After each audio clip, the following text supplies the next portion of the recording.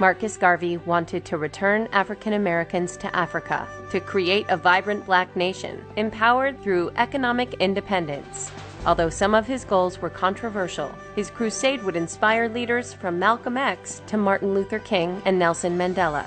Garvey was certainly a controversial figure, but the concepts that we now think of as black nationalism and black pride started with Garvey's pronouncements.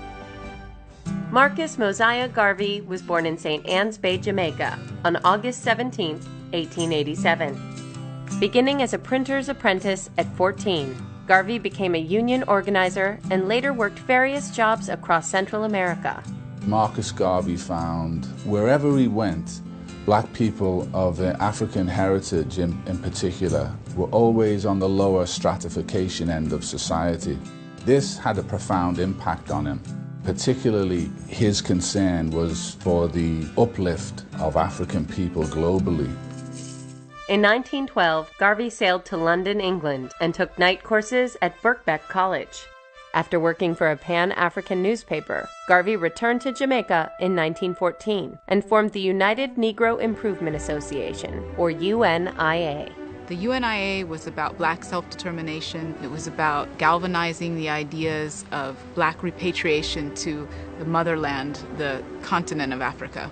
And it was extremely important in terms of getting black people to understand self-pride, pride in one's race.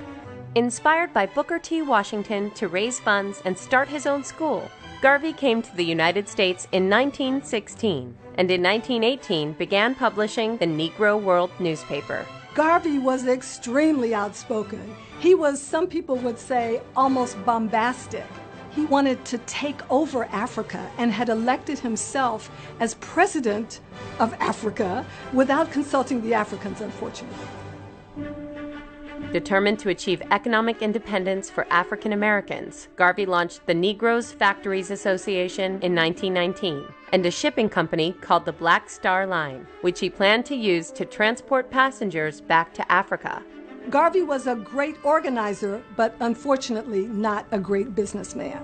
During the time that Garvey and the UNIA were trying to launch the Black Star Line, they solicited funds from investors for stock options through the mail.